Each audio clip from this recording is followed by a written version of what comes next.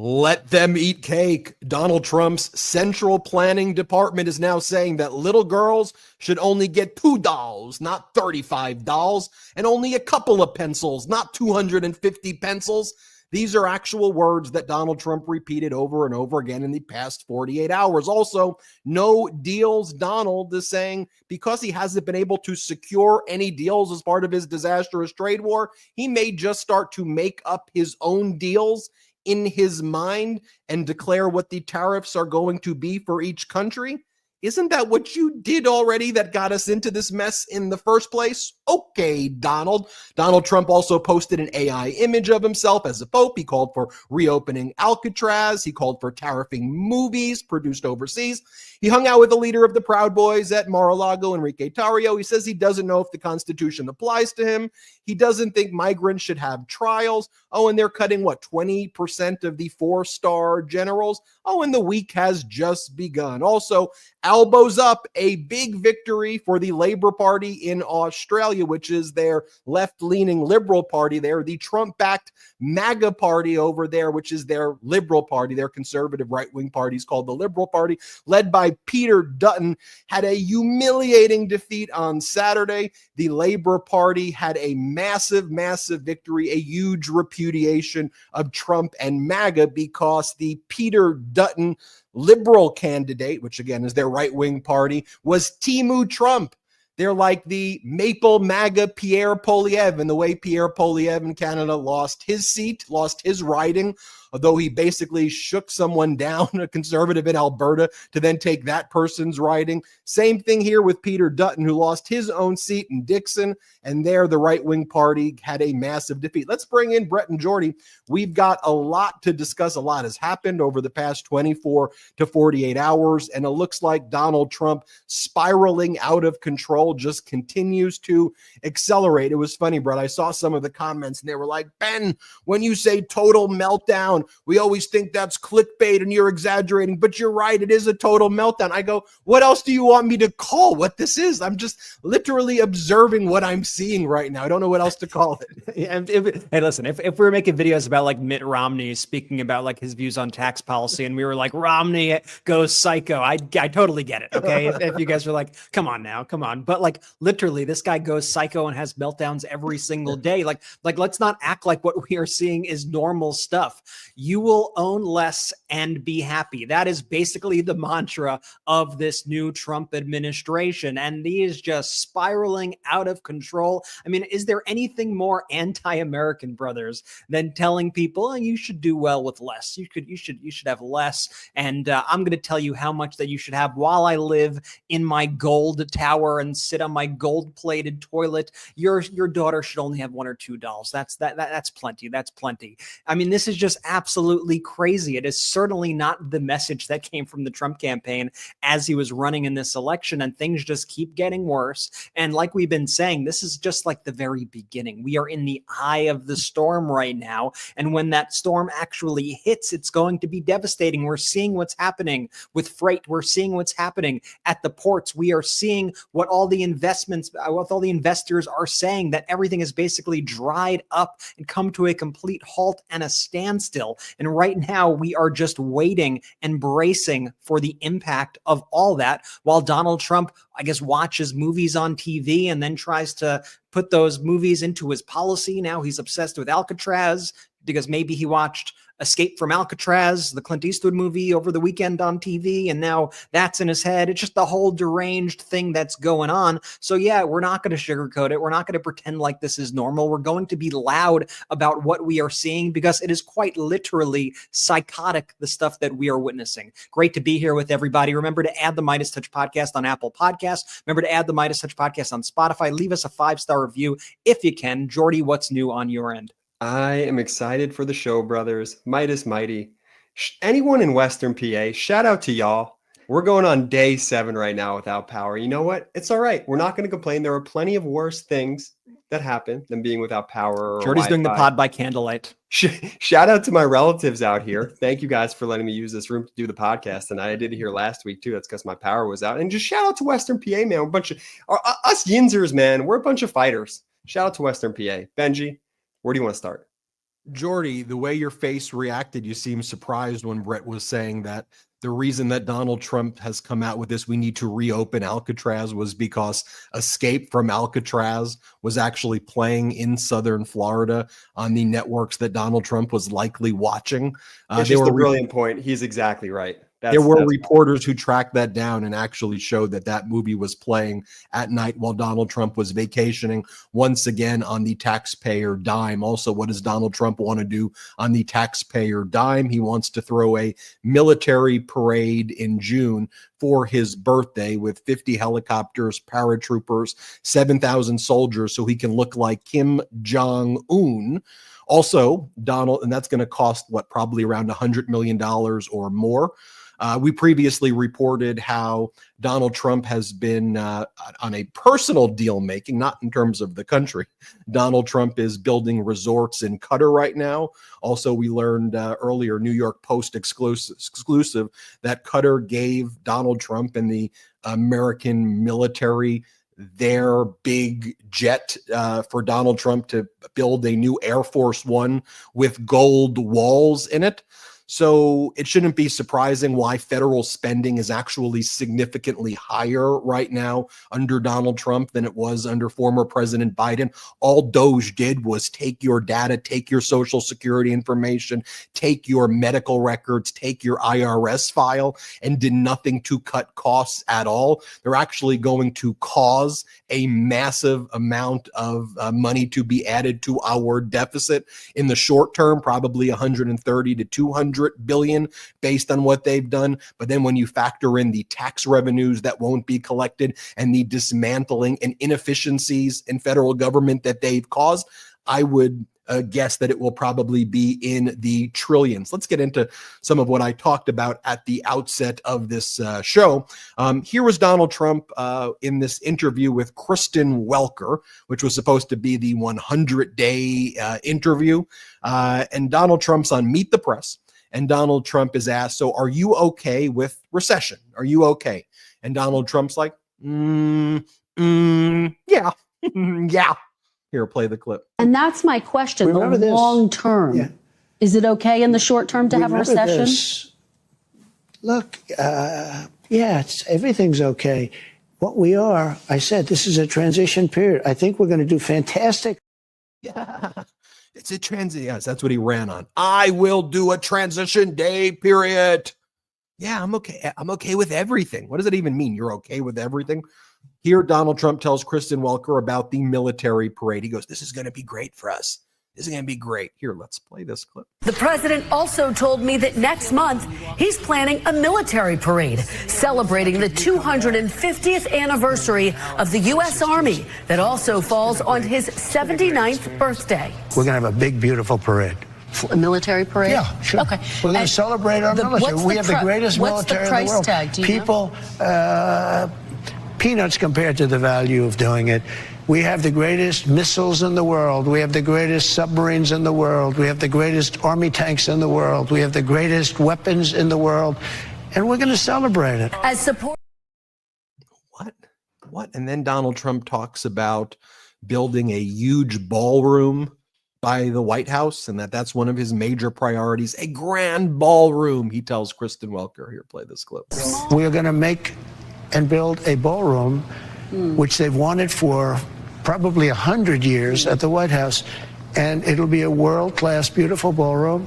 A ballroom that could cost millions of dollars. He says he will pay for it himself. You will fund it. Yeah. I'm not going to ask the government for money. I'll fund it, and I'm sure we'll have some donations to it. But it's not an inexpensive thing. I'll fund it. Isn't that what he said about his presidential campaign? I'm sure we'll have donations to it as well. I guess Jeff Bezos, Zuckerberg, get ready to take out your checkbook. It's time for another check right here to the Trump regime. Doesn't it seem like that's what he's talking about?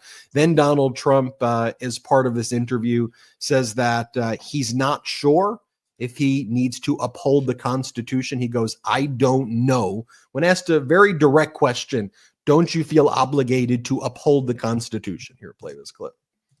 But even given those numbers that you're talking about, Don't you need to uphold the Constitution of the United States as I president? don't know. I have to respond by saying again, I have brilliant lawyers that work for me, and they are going to obviously follow what the Supreme Court said. What you said is not what I heard the Supreme Court said. They have a different interpretation. There's no different interpretation of what the Supreme Court said. It was 9-0. It was a very short order. It was not open to a lot of interpretation. It says facilitate the return of Abrego Garcia. It says that people in the United States get due process. By the way, even though Abrego Garcia had no criminal history, even though Trump's first administration was the one who gave Abrego Garcia the work permit and issued a withholding order saying you can't send him to El Salvador, even if he was a bad guy or could be a bad guy, if that was demonstrated in a court through process. In America, you have due process. Now, you may say, well, due process is slow. Due process is messy. Due process takes time. It's frustrating. That's our system. You know where it's quicker? North Korea. Pop. That's how they do it. They say, we think you're a gang member. We don't like you. They shoot you. They kill you. That's it. Done. How do you think it happens in Putin's Russia? They throw you off the balcony. In America, our experience, how we were founded, was on the concept of due process. That's it. It's why it is even, to me, inexplicable why people even have debates over this, right? Like, why would I even debate due process with one of these right-wing people? And they go, well, actually, there's no actually. The Supreme Court said return him, return him. The Supreme Court's the law of the land, do it. There's no debate or discussion. There isn't a debate to be had when it comes to due process, period, full stop. Right. And the frustrating thing is that, there have been attempts to solve this issue now for decades, the immigration issue. And certainly, there is blame to go around to all the parties here. But most recently, what happened? What did we see just about a year ago? We saw a bipartisan immigration bill that was touted by President Biden at the time. And we saw him deal with very conservative members of the United States Congress in order to try to get this thing passed. And what was in this bill? One of the most important things that we could possibly use to help the immigration process, which is having more judges, more immigration judges. Part of the backlog, one of the reasons for the backlog that we have with the whole system is because we simply do not have the manpower in the judicial system in order to handle all of this. We were trying to solve this just a year ago. Donald Trump himself was the person who torpedoed all of this, in addition to a bunch of other officials and officers and stuff who would also help facilitate all of this stuff. So it's a typical Republican thing right here that we are seeing, which is sabotage the solution and then continue to try to run on the problem and blame other people. It's something that we see time and time again, and it's no different right now. So military parades, brothers, this is just something that's normal, like in our political discourse. This is what we're just going to do here in the United States. Before Bill Maher went sideways, he used to warn about this type of stuff with Donald Trump. He used to say, hey, I don't stand for military parades. That's what authoritarians do. That's not what we do here in America.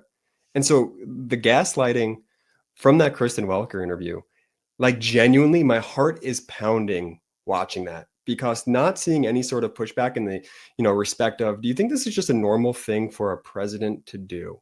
Like, just ask like the most simple and basic question, please, because it's just infuriating and scary as someone who loves this country to see our military being used as a prop in this despicable way. And let me just say, Jordy, you know why?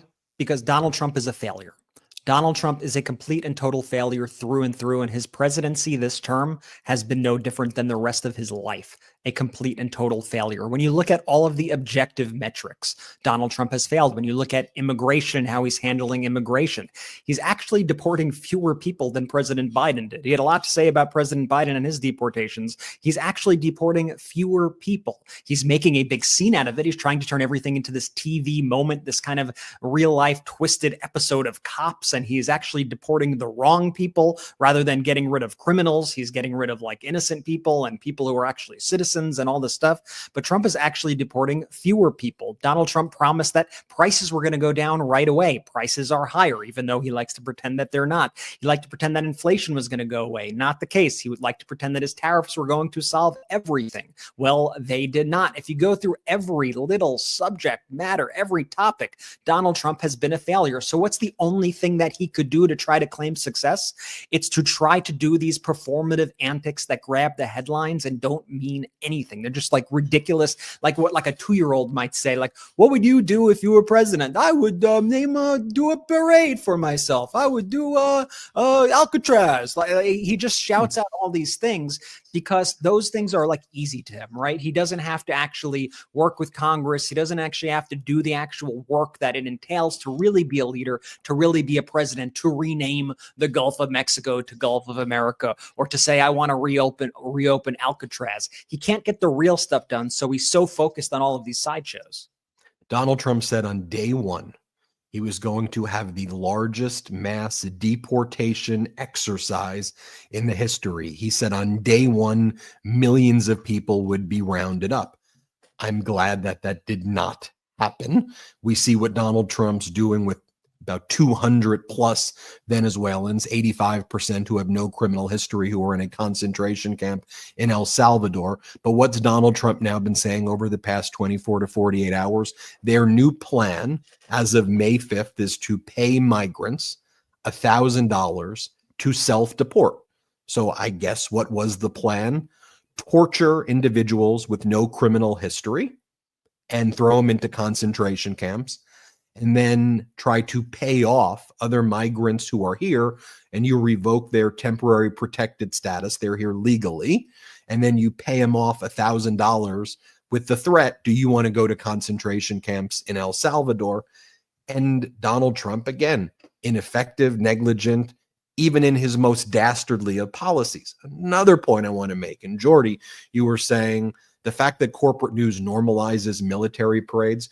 What I was going to say before is that I'm slightly older than you, Jordy, and slightly older than Brett. Our age difference is about 8 years. So I grew up remembering the Clinton administration, probably a little more than you did, because you were probably, 5 at the time? We try to say. And there was something, maybe you were like 3 at the time. There was something called Whitewater, and this was an investigation over an obscure, small real estate deal in Arkansas, and whether there was self-dealing by Clinton and whether he was using his positions of power to exert influence. There were massive investigations, the Whitewater investigations, the Times and other newspapers focused on this relentlessly. Every day, the Trump regime brazenly does things for billions and tens of billions of dollars. That's what doesn't even make the news at all, or maybe buried in page 18, and gets a tiny paragraph, and then no one talks about it again. Like, are people, no one's talking about that Don Jr.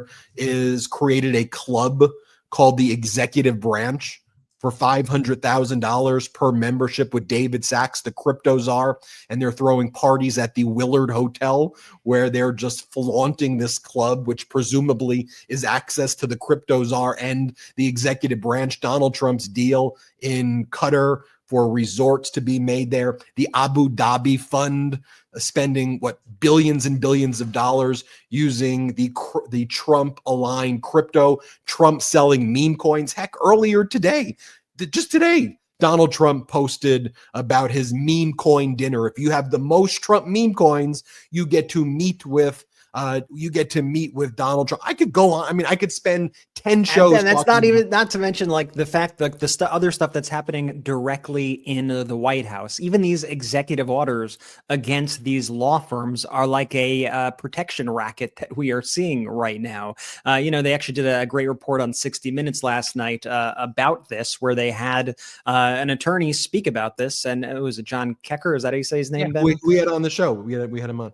Yeah, and he said that this is the definition of bribery, what we are seeing right now. The definition of bribery, what Donald Trump is doing with these law firms by making them give him these basically in-kind, pro bono work to the sum of hundreds of millions of dollars, also scaring them off with his legal schemes against them. I mean, we're witnessing the single most brazenly corrupt criminal administration in history, and just doing things every single day that would have been months worth of coverage, if not like historic, like major headlines in your history books growing up. But it's just a daily occurrence, sometimes like 10 times a day. And that's part of their strategy, right? It just do so much that you overwhelm the system, whether it's the media system, the courts, whatever it is, try to throw so much at everybody that you just confuse everybody to going, oh, maybe this isn't so psycho. Maybe this is normal. No, this is psycho stuff that we're seeing.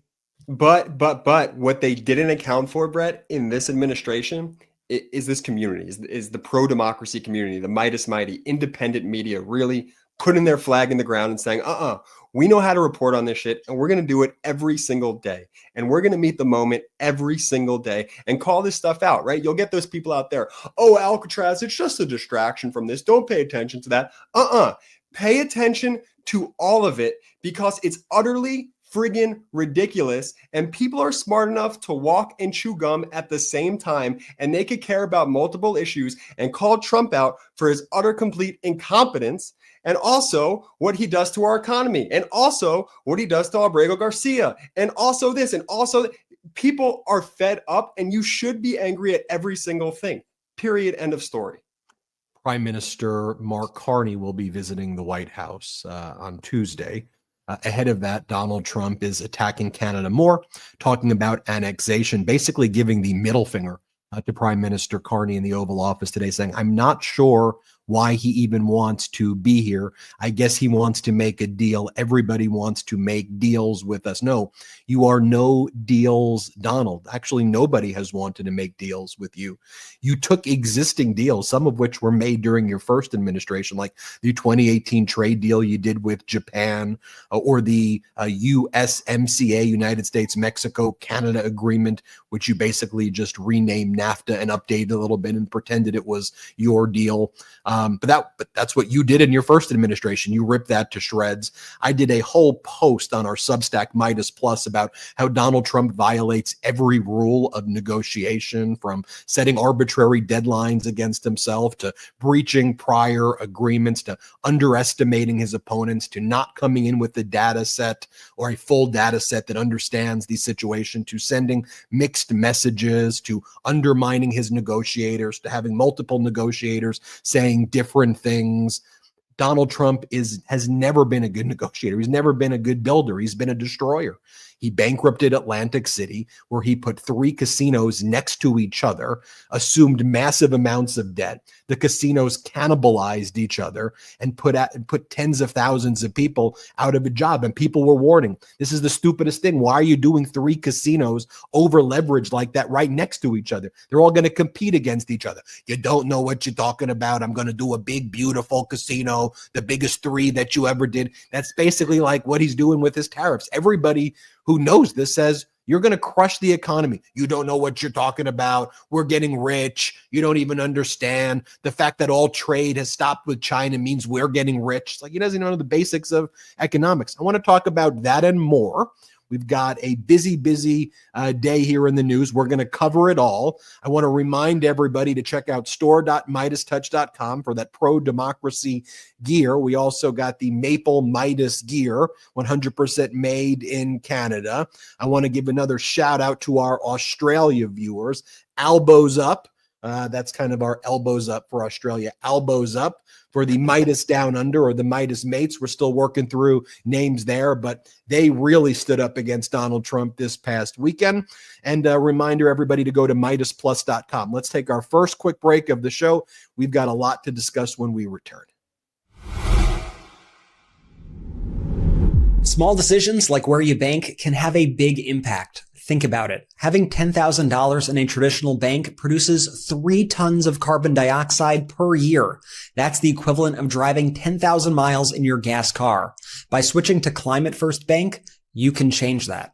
Climate First Bank was founded to help fight climate change, and as the world's first FDIC-insured values-based digital community bank, the bank uses your deposits to invest in the things you care about: strong communities, affordable housing, and clean, renewable energy. As someone who always tries to put my values first, knowing that Climate First Bank helps me do that is a total game changer.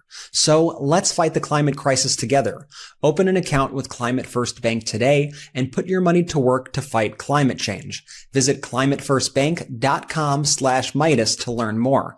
That's climatefirstbank.com/MEIDAS. Member FDIC. The CO2 impact described is based on calculation provided by Topo Finance. Visit topofinance.org/calculator for more information. You know those everyday moments that somehow become your whole day? The coffee run, the sudden downpour on your way to grab groceries. Yeah, I've lived all of that. I know you have too, but now I've got the perfect daily companion, the Vessi weekend sneaker. Not only do my Vessi sneakers look great, but they're also lightweight, have waterproof tech, and provide all day comfort, so I don't have to worry about the weather forecast. These sneakers are also durable, so I know they'll support me no matter what the day brings. My Vessis look so great that I wear them everywhere, to important meetings, out to dinner, and on walks and hikes. And these things are comfortable. They've got soft soles and a breathable design, which is helpful when I'm on my feet. Vessi allows you to embrace every journey, rain or shine, without worry. Make every day a little easier. Visit Vessi.com/Meidas now for 15% off your first pair at checkout and start exploring with confidence. Your new everyday favorite, Vessi, is waterproof, comfy, and ready for real life. Grab your pair at Vessi.com/Meidas to stay comfortable and get an instant 15% off your first purchase at checkout. Let's go. Shout out to our sponsors. Hey, drop in the comments right now if you bought a pair of those Vessis. Those are sharp, Brett. Those look really cool. Use the links in the description of both the audio and the YouTube. Use the links, use the codes. If there's an exit survey, let them know we sent you. I just got to say, Brett. I legit wear those everywhere, I got to say. You're so annoying sometimes. You just are. Because Thanks. you're good at everything you do, man. Like those reads, it's like you're an expert sponsorship read. Like everything you do, Ben to an extent, kind of, but more so you pick up anything and you're just like a pro. It's ridiculous. Well, here's the thing: when we got good stuff, it makes it easy, honestly. And I love the stuff. Those Vessis are the best. They're so good. Benji, you look like you took some took that personally what I said. Don't worry. I didn't. You're great. You're great at a lot of things. Rubs right off the shoulders. Take that dirt, put it on. Where to next, Benji? The question is Prime Minister Carney gonna take that dirt off his shoulder? What Donald Trump is throwing his way? You like that? What a transition! Wow. Prime Minister Carney's visiting the White House. Donald Trump being very offensive in advance of that. Donald Trump talking about what Prime Minister Carney said he would not tolerate. Donald Trump saying, yeah, I think it should be the 51st state, annexation on the table. Of course, I plan to talk to Carney about annexing, which, let's be very clear, that means going to war, right? That means sending young men and women in the military to die in a war against our strongest ally, Canada. And Donald Trump has destroyed that relationship and alliance. Like, I just want to be clear these words because, I gave the analogy, or I gave the example, this weekend there's that movie Don't Look Up, where the asteroid is hitting and there are so many people out there trying to warn the world. Like, do you see what's happening here? Do you see? Sometimes I feel like I'm in that movie and I'm like, he's talking about annexation. The ships are not coming into the ports. Trucking volumes are down to record lows. We have a total embargo on China. Do we realize what's going to happen? And then people are talking about everything else. Oh, well, I guess they're doing the 2026 NFL draft at the mall in Washington, D.C. Well, that's interesting. And the market looks like it's up here and there because it's market manipulation. Because every day, if you haven't realized, they lie and they say they're having conversations with China, which is not happening. They say they're doing deals, which is not happening. What are we on, day 24 or day 25 now, since they said 90 deals in 90 days with the Chiron of Peter Navarro saying we're very, very close. All you're very, very close on is your next scam to manipulate the market the very next day. That's what they do. It's the most obvious thing. And by the way, it's not just me saying this, okay? When you have the head of Apollo, one of the top private equity companies, okay, not like a podcaster like me, Apollo private equity, saying the brand of America has just received like irreversible damage because of Donald Trump, and business is at a standstill. You want to listen? You want to listen to him? You want to listen to Ken Griffin? One of these private equity guys. Do you want to listen to Warren Buffett from this week? Who else? If not me, who else do you want to listen to? Anyway, I digress. Let me show you what Donald Trump said about Prime Minister Carney right here in the Kristen Welker interview. Let's play this clip. It's too early to say that. I don't want to get into that argument. Let's move on to Canada. You have long talked about making Canada the 51st state. There's obviously a new Prime Minister of Canada, Mark Carney, who you spoke to after his victory. He says that you didn't talk to him in that call about making Canada a 51st state. No, he called me. He was very nice, and I congratulated him. He had a victory. It's a very close victory. It's there's no majority or anything, so that's going to make things a little bit difficult, I think, for him to run. But he nevertheless had a victory, and he's a very nice man, I think. Do you plan to talk to him about making Canada a 51st state? He wants to come and see me. He's going to come this week or next week. So will you talk to him about making Canada a 51st state, annexing Canada? I'll always talk about that. You know why? We subsidize Canada to the tune of $200 billion a year. We don't need their cars. In fact, we don't want their cars. We don't need their energy. We don't even want their energy. We have more than they do. We don't want their lumber. We have great lumber. All I have to do is free it up from the environmental lunatics. We don't need anything that they have. We're giving them. I asked Mr. Trudeau, who I call Governor Trudeau, I said, not Prime Minister, Governor. I said, Governor Trudeau, could I ask you one question? Why are we giving you $200 billion? Why are we subsidizing Canada? If Canada was a state, it wouldn't cost us. It would be great. It would be such a great, it would be a cherished state. Now, Prime Minister Carney's made the decision to do this visit. It's obviously a high stakes visit that he's doing, because if he's sitting there in the room while Donald Trump's using language like that, and if he just sits there and smiles, I think a lot of the goodwill that Prime Minister Carney has built in really changing the dynamic of that election, I think he could lose that in a second on this visit if Donald Trump does that and Prime Minister Carney doesn't push back. So very, very, very high stakes. Donald Trump, though, also on Air Force One, as he returned, this was so odd, this Air Force One thing that he did. He held this press conference on Air Force One, impromptu, as he was heading back from Mar-a-Lago to Washington, D.C. last night. And he would just yell at the reporters. He'd go one by one and shout at them, yell at this reporter, yell at that reporter. So he was yelling here at the Wall Street Journal reporter and saying the Wall Street Journal are agents of China and that they're really bad. And just look at the venom spewing from this deranged, demented face. Here, play this clip. Who are you with? The Wall Street Journal. That's what you people treat us so bad. Wall Street Journal has truly gone to hell. Go ahead. It's a rotten newspaper. You hear me what I said? It's a rotten newspaper. I wouldn't tell the Wall Street Journal because it'd be wasting my time. There are talks, but I don't want to talk to the Wall Street Journal. But look, Wall Street Journal is China-oriented, and they're really bad for this country. Go ahead. The Wall Street Journal is owned by Rupert Murdoch, who owns Fox.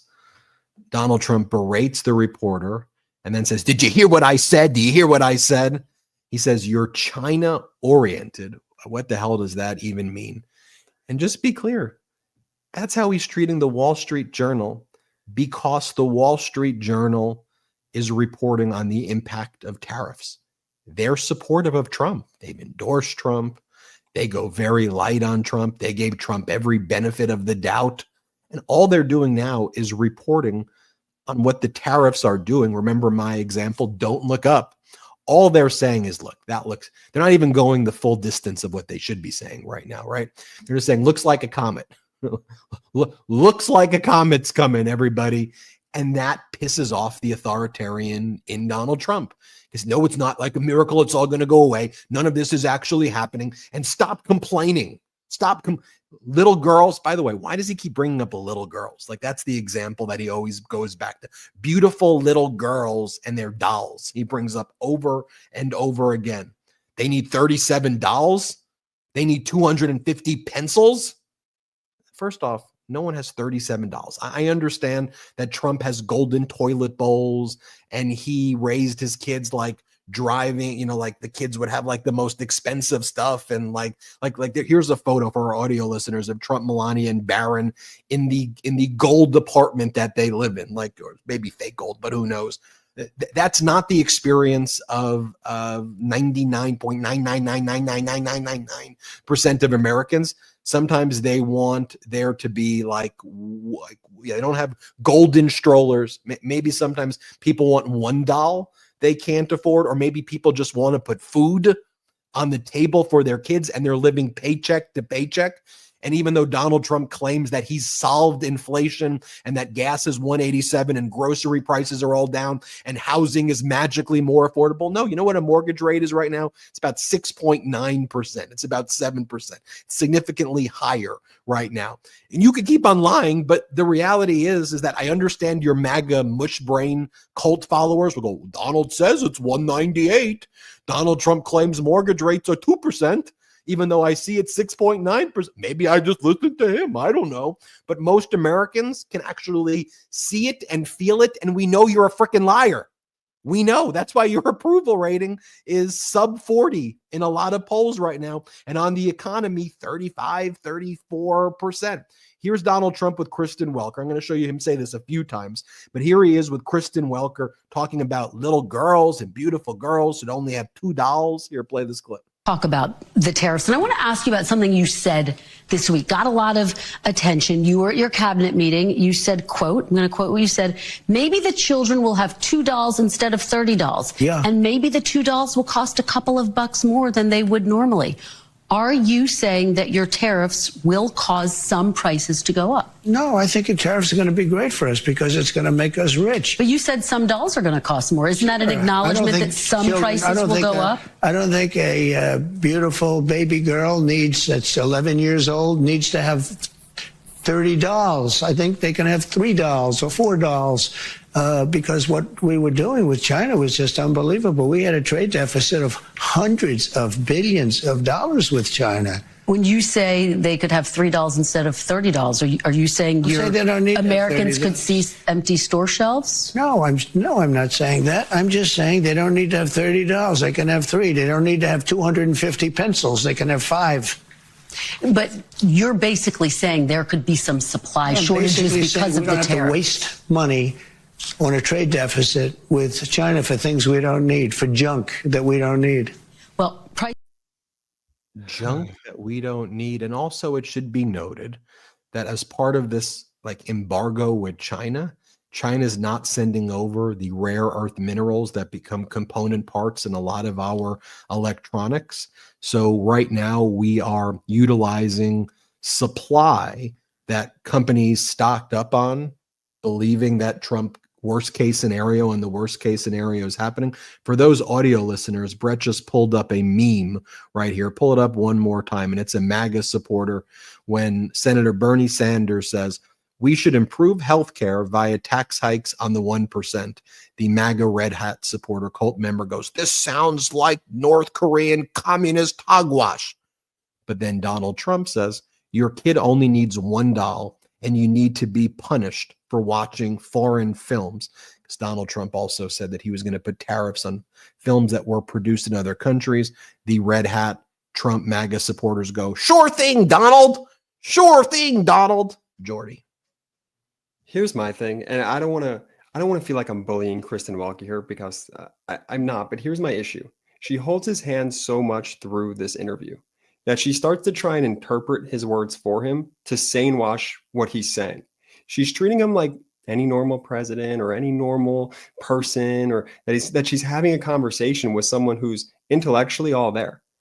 When at the end of the day, you just put up that transcript simply of what he says, his brain's mush. This person has the nuclear codes, and we're just okay with this. Kristen Welker, don't interpret. So what you're saying is there could be a trade deficit. No, actually ask him what he's trying to say. Have him physically articulate it, because he can't. Going back to the Air Force One, he was extra unhinged on Air Force One, yelling at those reporters. And by the way, everybody knows a sick burn really lands when you have to be like, hey, did you hear what I said? Do you hear my sick burn? Do you hear what I said? The guy's a complete fool. But my theory on why he was extra unhinged on Air Force One, he's still not over the Terry Moran interview. That now he's back on his home turf, right? When Terry Moran made him look like a fool in the one-on-one interview.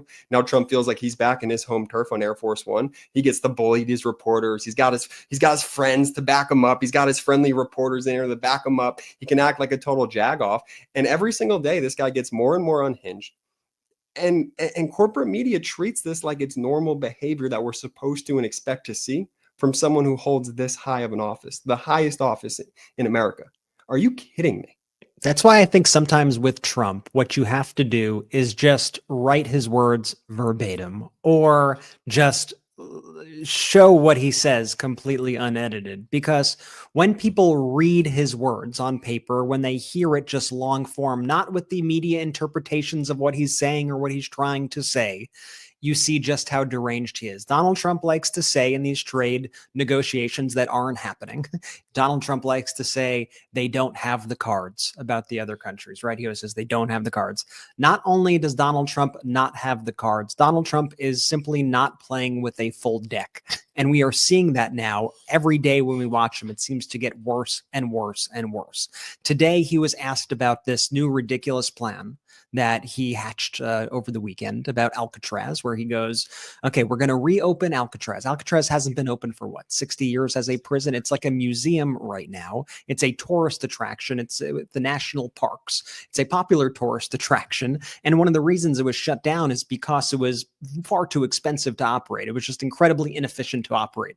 But Donald Trump, apparently, what some reporters are saying online right now is that on public access TV in Palm Beach over the weekend, the movie Escape from Alcatraz was playing, and Donald Trump happened to catch a little bit of it, and Donald Trump hatched an idea to reopen Alcatraz. That is what folks are saying. And at first I thought that sounds a little outlandish, but then Donald Trump was asked about it today, and he started speaking about movies and that how he should have been a filmmaker and how maybe he actually is a great filmmaker, and went on this really bizarre rant when asked about Alcatraz about movies. Now, let's just break down Donald Trump's response to this question here, because it is truly just Donald Trump at his most unhinged. And Jordy, it goes to exactly what you were saying. So first, let's go to the first clip here where Donald Trump is asked about this, and you'll see how he started off his response. How did you decide to reopen Alcatraz? Can you walk us through that decision?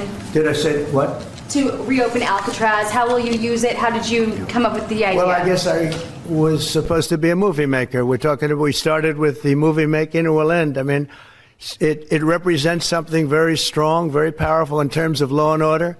Our country needs law and order. Alcatraz is, I would say, the ultimate, right? Alcatraz, Sing Sing and Alcatraz, the movies. But it's right now a museum, believe it or not. A lot of people go there. Believe it or not, it's a popular tourist destination. Like, we believe it. It's been like that for 60 years. But Donald Trump wasn't done there. He goes on for, let's just play the next 40 seconds or so. And nobody ever escaped. One person almost got there, but they, as you know the story, they found his clothing rather badly ripped up. And it was a lot of shark bites, a lot of problems. Nobody's ever escaped from Alcatraz, and just represented something strong having to do with law and order. We need law and order in this country. And so we're going to look at it. Some of the people up here are going to be working very hard on that. And we had a little conversation. I think it's going to be very interesting. We'll see if we can bring it back in large form, add a lot. But I think it represents something. Right now it's a big hulk that's sitting there rusting and rotting. What? What? But no, he wasn't done with his response. Let's play a little bit more of that. But it sort of represents something that's both horrible and beautiful and strong and miserable, weak. It's got a lot of qualities that are interesting, and I think they make a point. Okay, are you Ben? So here's why I have a hard time watching SNL sometimes. It's that James Austin Johnson who does the Trump impression. He's really good of a job. I mean, I think we need a new segment. Was that James Austin Johnson or Donald Trump? How does this guy speak? He doesn't. Like, what in the mush brains are we listening to? And if former President Joe Biden got up there, if he got up there and started talking like this, he would be put in an assisted care facility the next day by corporate media. Where is that? Where is the pushback there, Ben? They haven't even got into we for our viewers who are watching this on YouTube and video. There's the transcript. Just take a photo of it. For our audio listeners, you can go to our YouTube and just take a photo. We posted it on our social medias as well of what Donald Trump actually said there. You can judge for yourself. I'm not going to repeat those words again. I think it would be painful, but take a screenshot of that. We haven't even got into when Donald Trump posted AI images of himself dressed as the Pope or pretending to be the Pope as the world still mourns the death of Pope Francis. He posted it on his personal account, his official account, the White House account, and the official President of the United States account. So it went on all three accounts. When Donald Trump was asked about it in the Oval Office today, he said, I had nothing to do with it. He said, maybe AI did it. Maybe that's what happened there. And then you have people like Cardinal Dolan as well. And maybe we'll show this when we get back, though, giving Donald Trump kind of a pass also, right? You're Cardinal, the Catholic Church, the top leader of the Catholic Church in the United States. And he kind of tried to avoid it by like speaking Latin also and like not addressing the question. Like, bona, bona, bona, bona, bona, bona. It's like, okay, first off, you can just speak what's happening and just condemn it. There's a lot of Catholic groups who did condemn it, and I give them credit. You don't have to be a Catholic group to condemn it. It's offensive, regardless of anyone who passed away, and you're kind of mocking the person in AI images, whether you're religious, or not. But I compare Cardinal Dolan's response to Marion Budd, the Bishop of Washington and the cathedral in Washington, D.C., the National Cathedral, how she spoke truth to power at the inauguration during the proceedings that took place there. And my wife nailed it. She goes, Ben, didn't you notice how the woman bishop stood up to him and said to his face how to do it? And the male cardinal would just, I don't even know what's going on. Maybe he didn't mean, maybe he didn't do it. And I think about that also there as I see Roger Goodell in the background, the commissioner of the NFL. I want to talk about Roger Goodell being in the background because y'all have to remember I represented Colin Kaepernick. So I was there when Roger Goodell put out statements, embracing Trump in the first administration. That was very detrimental, in my opinion, to Kaepernick. And then Goodell, after George Floyd was murdered, tried to act like he was apologetic. And now Goodell is right there in the Oval Office with Donald Trump. And it's people like Goodell, honestly, who kind of just move with whatever they think the power centers are, that really are, in my view, equally as problematic as the Trumps themselves, right? Pretend to be allies and not, and then they aren't, and then they move back and forth. It's very, very problematic behavior. Let's take our last quick break of the show. As a reminder, go to store.MeidasTouch.com. Check out MeidasPlus.com. When we come back, I also want to show some clips of Fox. Karl Rove on Fox last night, top GOP political strategist, saying it's pretty obvious why Donald Trump's polling is in the toilet bowl right now, because what the hell are you doing? And Trump was watching that go down as he was watching Fox, as Karl Rove was saying that. And then he was like rage posting last night also. Anyway, let's take our last quick break of the show. If there's a surefire way to wake up feeling fresh after a night of drinking, it's with pre-alcohol. ZBiotics Pre-Alcohol Probiotic Drink is the world's first genetically engineered probiotic. It was invented by PhD scientists to tackle rough mornings after drinking. Here's how it works. When you drink, alcohol gets converted into a toxic byproduct in the gut. It's this byproduct, not dehydration, that's to blame for your rough next day. Pre-alcohol produces an enzyme to break this byproduct down. Just remember to make pre-alcohol your first drink of the night. Drink responsibly, and you'll feel your best tomorrow. Every time I have pre-alcohol before drinks, I notice a difference the next day. Even after a night out, I can confidently plan on having a great next day without worrying. Look, I won't lie. I was a bit on the fence about pre-alcohol initially, but then while hanging out with some friends over at our local brewery, I gave it a shot, and believe me, it's the real deal. When I first gave pre-alcohol a try months ago, I was at a wedding. I drank it before my first martini, and you wouldn't believe how on top of my game I felt the very next morning. This March Madness, don't let anything sideline your celebrations. Grab pre-alcohol before you go out and be ready to cheer on your team all day and night long. Go to zbiotics.com/Meidas to learn more and get 15% off your first order when you use Meidas at checkout. ZBiotics is backed with a 100% money back guarantee. So if you're unsatisfied for any reason, they'll refund your money, no questions asked. Remember, head to zbiotics.com/Meidas and use code Meidas at checkout for 15% off. The weather is heating up and your nighttime bedroom temperature has a huge impact on your sleep quality. If you wake up too hot or too cold, I highly recommend that you check out Miracle Made's bed sheets. Miracle Made sheets are inspired by NASA and use silver-infused fabrics that are temperature regulating, so you can sleep at the perfect temperature all night long. Now, using those silver-infused fabrics inspired by NASA, Miracle Made sheets are thermoregulating and designed to keep you at the perfect temperature all night long, no matter the weather, so you get better sleep every night. These sheets are infused with silver that prevent up to 99.7% of bacterial growth, leaving them to stay cleaner and fresh 3 times longer than other sheets. No more gross odors. Miracle Made sheets are luxuriously comfortable without the high price tag of other luxury brands and feel as nice, if not nicer, than sheets used by some 5-star hotels.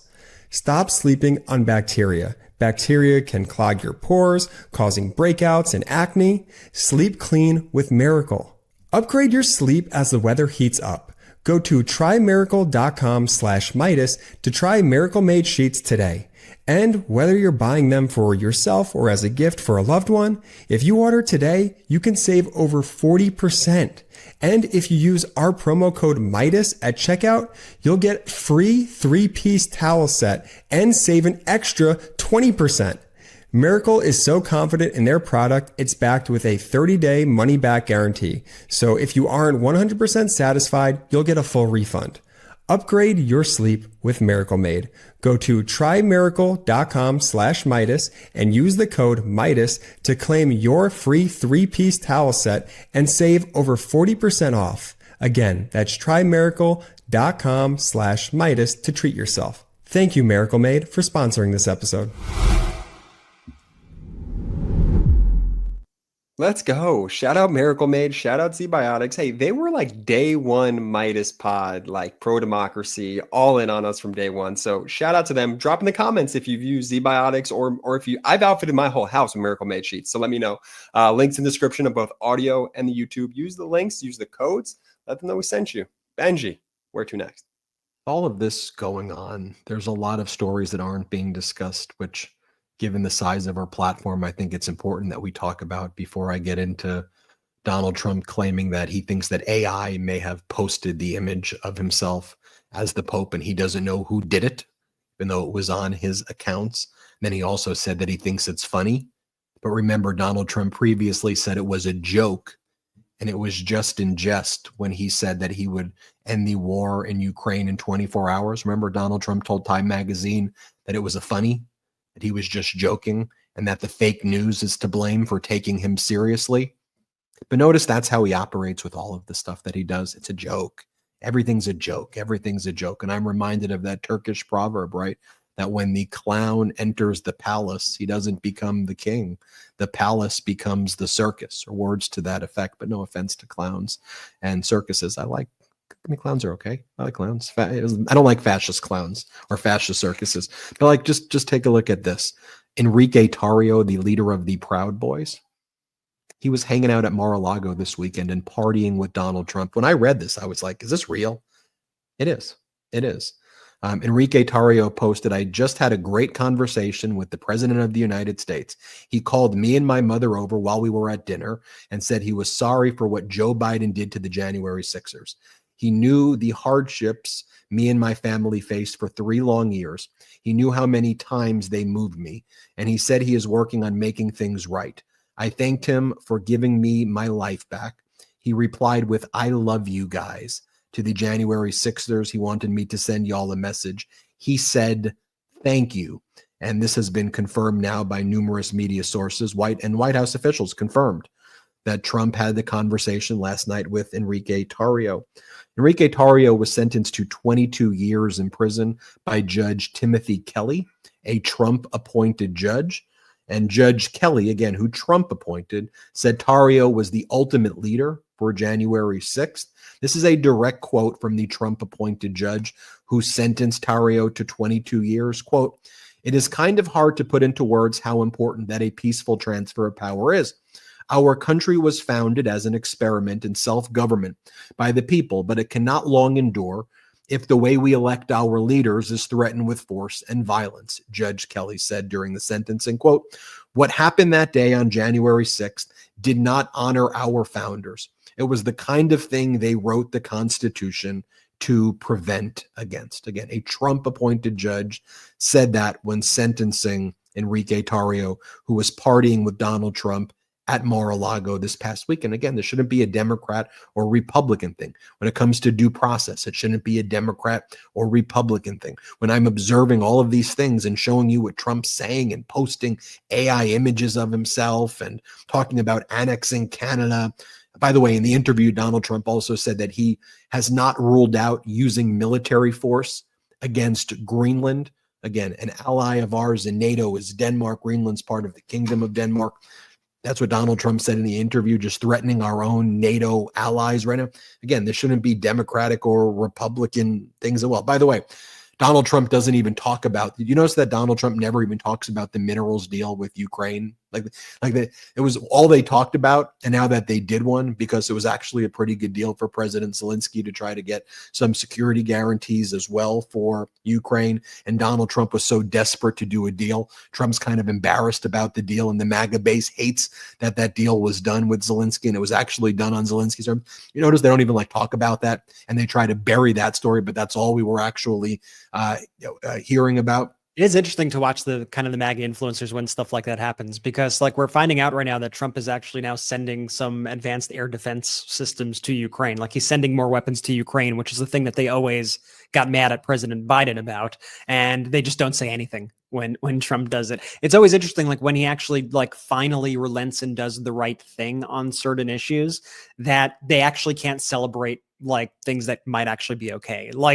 They totally memory hold the fact that Trump was the one who helped usher in, who did the vaccine, who did Operation Warp Speed. If I were, the president of the United States when the COVID vaccine was developed, to me, that's something that you want to brag about. I know Trump had nothing to actually do with, doing the vaccine itself, but you'd think that would be something that you'd say, oh, that was an accomplishment of my administration. We advanced science. No, they don't, they pretend that never even happened. And they pretend that happened because of Fauci and that it was an evil thing. It's just it's the craziest thing to kind of get into, you don't even want it, but to get into the mindset of this kind of right-wing MAGA ecosystem. What I would love to do is an experiment where, and we all know what the result would be of this experiment, but you ask people, you say, President Biden just did X, Y, and Z. What do you think about it?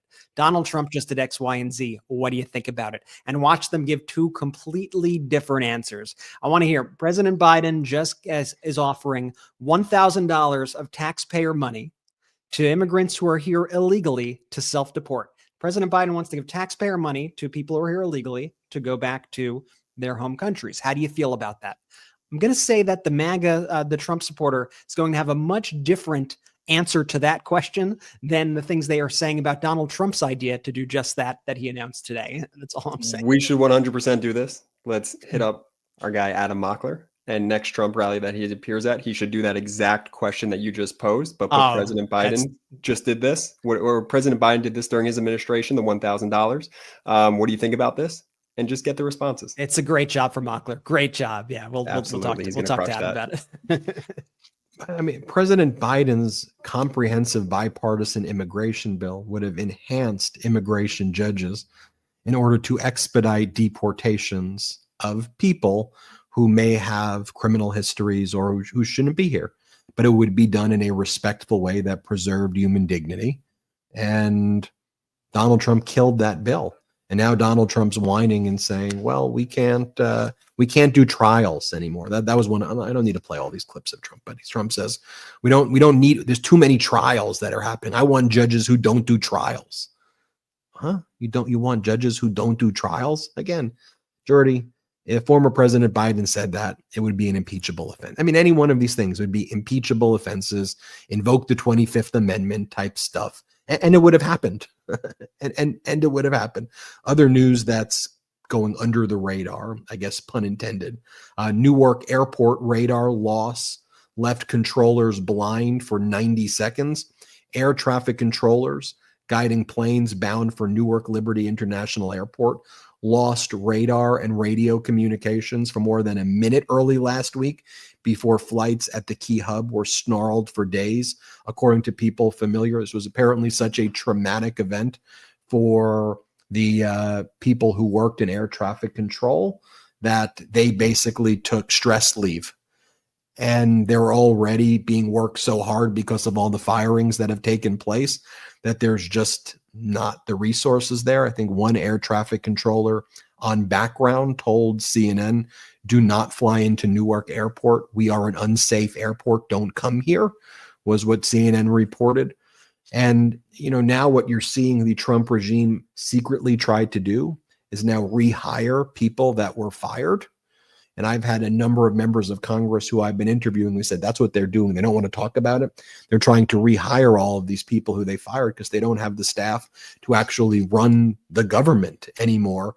And, there's a lot of bad things that can happen. Well, I guess that memo didn't go to Secretary of Defense Pete Hegseth. He's ordered senior Pentagon leadership to cut the number of 4-star generals and admirals by at least 20% across the military, according to a memo signed by Hegseth, dated Monday and obtained by CNN. Hegseth, a Fox News host with nowhere near the character and with no experience to be in the position as defense secretary, wants to get rid of 4-star generals. He thinks that we don't need 4-star generals and we should gut them. He also wants to add $1 trillion to the defense budget, but in adding the $1 trillion for a total of $1 trillion. Before it was like $850 billion. They want the total defense budget to be $1 trillion, but I guess not pay for the best generals to remain on and cut them and fire the best generals. So that was going on. And then there's just a number of things that go under the radar too that I'd be remiss if I didn't highlight here. Like 19 states and Washington, D.C. have sued the Trump administration over the dismantling of the Department of Health and Human Services. The lawsuit says Trump and RFK Jr. systematically deprived HHS of the resources necessary to do its job by firing 10,000 workers. Here are just some examples that are given in the lawsuit of the type of havoc the Trump regime has caused across the entire health system. Like, this is happening right now on a daily basis. This is why I describe this moment like a don't look up moment. Minors suffering from black lung disease have been left unprotected as congressionally mandated surveillance programs were abruptly shut down. Workers have lost reliable access to N95 masks following the closure of the nation's only federal mask approval laboratory. Key centers for disease control and prevention, CDC infectious disease laboratories, have been shuttered, including those responsible for testing and tracking measles, effectively halting the federal government's ability to monitor the disease nationwide. Hundreds of employees working on mental health and addiction treatment, including half of the entire workforce at the Substance Abuse and Mental Health Services Administration, have lost their jobs and the regional offices are closed. Pregnant women and newborns are now at risk after the firing of the entire CDC maternal health team, and Head Start centers could face closures after many regional employees at the office of Head Start were let go. The World Trade Center Health Program, which provides life-saving care to more than 137 9/11 first responders and survivors, has lost the doctors needed to certify new cancer diagnoses, leaving the American heroes without access to health care they deserve. Also, I could go across agencies, right? The Department of Education has defunded $2 billion worth of mental health programs and assistance for students. The way MAGA Republicans say it's never the guns, it's just mental health, and the guns have nothing to do with it. Well, now you're defunding all of the mental health research and efforts to help children at schools as the Department of Education shutters. And what are they spending their money on? $400 million gold-plated new versions of Air Force One, lavish ballrooms, Donald Trump golfing, and the whole staff showing up at Mar-a-Lago. As Donald Trump says that that little girls should only have $2 based on what he wants. Little girls, $2, 5 pencils, not 250 pencils. I mean, it's absurd. It's absurd when you look at it. Let me just show you one of these clips. As I said, I was going to show it. Donald Trump in the Oval Office being asked if he thinks it's offensive that he posted this image of himself as the Pope. Let's just play one of these clips. Okay. Yes, ma'am. Thank you, Mr. President. Some Catholics were not so happy about the image of you looking like the Pope. Oh, I see. You mean they can't take a joke? You don't mean the Catholics. You mean the fake news media. Not the Catholics loved it. I had nothing to do with it. Somebody made up a picture of me dressed like the Pope, and they put it out on the internet. That's not me that did it. I have no idea where it came from. Maybe it was AI, but I know nothing about it. I just saw it last evening. Actually, my wife thought it was cute. She said, "Isn't that nice?" My question about Actually, I would not be able to be married, though. That would be a lot. I'd have to the best of my knowledge, popes aren't big on getting married, are they? Not that we know of. No. I think it's the fake news media that, they're fakers. When I see Roger Goodell, Thank you. Mayor Bowser, there's Roger Goodell, and Roger Goodell, the commissioner of the NFL, right? How much money does Goodell? He makes $55 million a year or $60 million a year, something absurd, right? So the guy's probably worth $500 million, maybe more right now, right? He is more money than 20 generations or 30 generations or even more would ever need, right? And just to think about being there, laughing at that, it is why it's why you really need diverse leadership, because to see him is there anything more weak than seeing a Goodell or a Bezos or a Zuckerberg, and these people with men, let me be clear, men with billions of dollars who Donald, whatever you tell, what is it like? What you only live once, as far as I know. You're gonna go about your life just humiliating yourself like that? Like, do the bros back at the NFL office go, you nailed that, Goodell. Good job, Goodell. You were right there, man. Oh, so powerful. What the hell is that? Honestly, and by the way, Goodell was right there after George Floyd's murder, doing the video. In the basement. I made big mistakes. We haven't been as diverse as we should be. I want to apologize to Colin Kaepernick. Remember he did that video? Yeah, I mean, I know you remember he did that video very intimately because you were very involved in all of that. But it's like I really don't get whether it's Goodell, whether it's Jeff Bezos, Mark Zuckerberg, like all these people. It's like what's the point of being that rich if like you're gonna just be so subservient to anybody? Like isn't the point of having that kind of money so that you could like not so you could have the freedom to not do that? Like you really need to debase and humiliate yourself like this, like just every single day. I cannot fathom it. And yes, Donald Trump posted it on his account.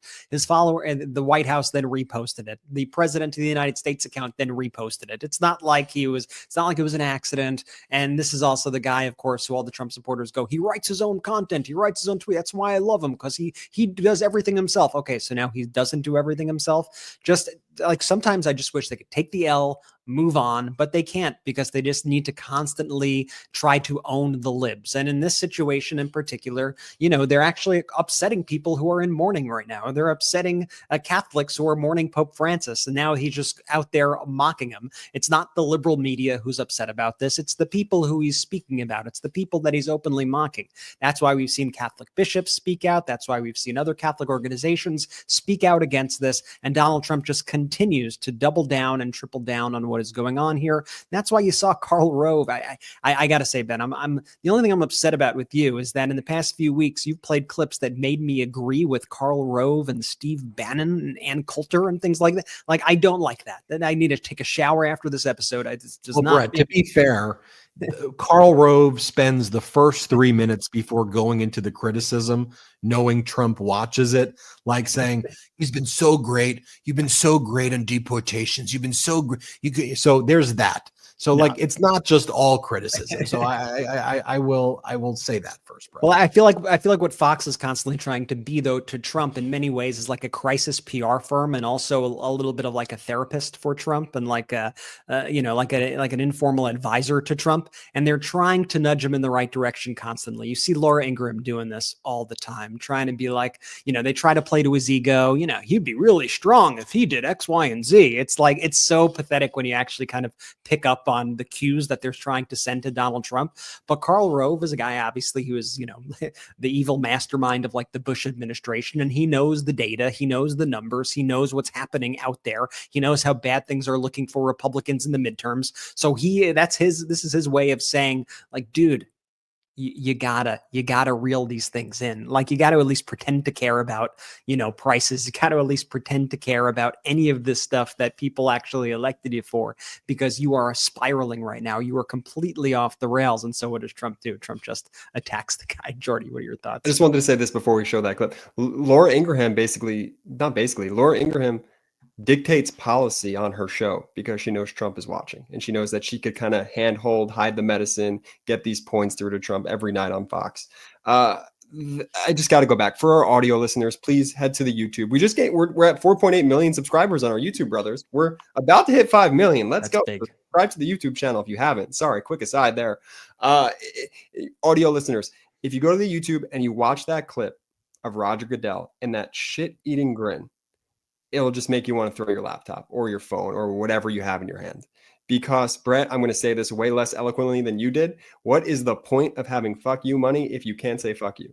Like, that is he just got to eat that. He's just sitting back there eating whatever Trump is saying, talking about the fake news media. Catholics aren't offended. I didn't post the image of me being the Pope. I mean, it's lunacy. And you got, by all means, a relatively smart guy, or at least someone who's perceived as the commissioner of the NFL, big, strong, tough, brilliant business mind, just sitting back there, bright red, chuckling. Donald, you're so funny. Donald, this is the fun. You're hilarious. Dude, you are such a pathetic, spineless individual, Roger Goodell. It's my example. Don't look up. Like, if you go and watch this movie too, they bring on the scientists who have done the math, and they know the asteroid is going to hit. And then the reporters are like, so tell us about that little science project that you did right there. So tell us about that. And then they were more focused on the fact that the Leonardo DiCaprio character was like handsome. So they were like, look at the stud, astronomer. And they were focused like on like the looks. And, you had the president there was like in a scandal of like sexting things, and like nude photos were out there. And so finally they want to help. I don't want to ruin the movie. So watch them, it's worth watching, but they're focused on all of the distractions. And then there's like the pop star breaks up with her boyfriend, and they get back together, and that's everybody wants to talk about. And then the people like, yeah, but the asteroid it's going to hit. And then, here with Trump saying it's like a miracle, it's all going to go away. It's not, and it's not, because even the Wall Street Journal is trying to speak through its pages of hey, there's real issues happening here. And, Karl Rove and Trey Gowdy Trey Gowdy's a former MAGA Republican Congress member, right? He was the one who led the Benghazi hearings, right? So this guy's a MAGA guy who's hosts this show on Fox, or he fills in. Let me just show you 3 clips from this. Let's play the first clip first, Brett. To you, I sat beside you and Speaker McCarthy in the room the night Donald Trump won. If I'd asked you that night what the mandate for the president was, what he was receiving, what would you have said? Secure the border, stop inflation, get rid of this DEI foolishness, make America strong and respected again on the world stage, and rebuild our military.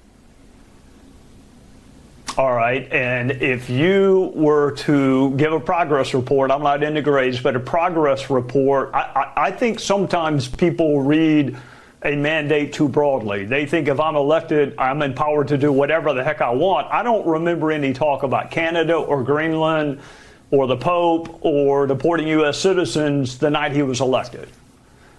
Yeah, no, not at all. Look, his great success. Now, let me show you another clip from that interview. Let's play it. 2 things, he's having success. The others, it's sort of incomplete. We're inflation. The president is, saying gas is $1.90. I just filled up my tank. It ain't $1.90, and we do not have have inflation tapped down to 2%. And we run the risk of having to jump up at least in a one-time way if these tariffs are put in place. And there's a lot of concern about the economy. The president's ratings on the handling of the economy and if tariffs are in the 30s, and his overall approval now is in the mid to low 40s, and that's not a good place to be 100 days in. Plenty of time to turn that around, but he's got to be focused on those 2 things I think that people wanted, which was a strong and prosperous economy. One more clip. Let me show you this one. A safety net that had been basically now being put back together for those communities, which was being overburdened by the illegal immigration. So get the American people so they have, as they say, you said you'd do it and you did it, and we appreciate it. But again, the important thing is that we elected him for a variety of reasons that were important: inflation, the border, DEI, the military, respect for America, and things like just tweeting out a picture of you as the Pope is deeply offensive to a great many people. Going out there and saying, for example, this guy from Maryland, I don't know whether he's a good guy or a bad guy. I don't know if he's a gang member or not. But the fact is bring him back to the United States, lay out the facts in a court of law, and get it done. Don't. It does no good to let that thing go out there for 4 or 5 weeks and eat away at the president's approval on immigration.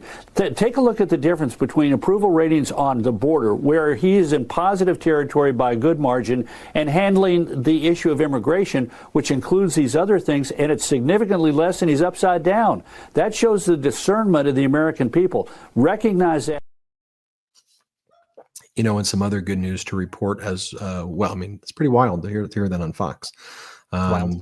I disagree with some of the premise of why people voted for him that Rove was saying. I mean, Trump did a rug pull. He's a Ponzi schemer. He's a fraud. He's a felon. He's a sexual abuser. I mean, he lied. He lied to the people about the things he was going to do, and now he's saying it was a joke and the fake news shouldn't have taken it seriously. I mean, that's the most ridiculous and offensive thing. The good news is that earlier we learned that U.S. District Court Judge Richard Myers in North Carolina ordered the North Carolina State Board of Elections to certify the win for Democratic Supreme Court Justice Allison Riggs to the Supreme Court seat in North Carolina, rejected all of the MAGA candidate Griffin's election protests. The judge stayed the order for 1 week, so Griffin may appeal. And then separately, even outside of this order, we had previously reported how Allison Riggs also got some good news over some of the vote counting, even though she won the first time. She won the recount, and then the MAGA candidate tried to challenge it and got the MAGA Court of Appeals to agree with him. Then the MAGA Supreme Court in North Carolina partially agreed. Justice Allison Riggs was able to get some, was able to, I think, identify a lot of the voters anyway, but that wasn't a sure thing. But it's a great ruling. It will go on appeal, but it was a good ruling by the district court judge. So look, covered a lot on today's episode. As Jordy, as you said, We can cover all of these things at the same time, but the common thread throughout all of this is we should look up, right? We need to see it. We can't bury our heads. We have to recognize it, and we have to fight back against it. And there's more of us than there are them. They have fear, they have threats, they have intimidation, they have lies. But we have the truth, we have hope, we have our passion, we have our love of democracy. And that's what's going to prevail. So keep your power. Don't let them take your power away ever. We'll be with you every step of the way here at the MeidasTouch Network, on the podcast, through all of our hosts, through all of our network of other channels. And it's an honor to do this job each and every day. That's all I got to say. Brett, anything you want to say? I'm just going to toss it over to Jordy. Shout out to the Midas Mighty!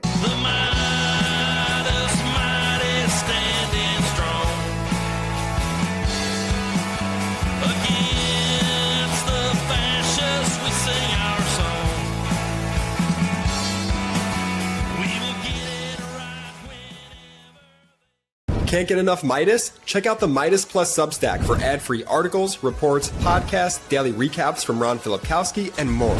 Sign up for free now at MeidasPlus.com.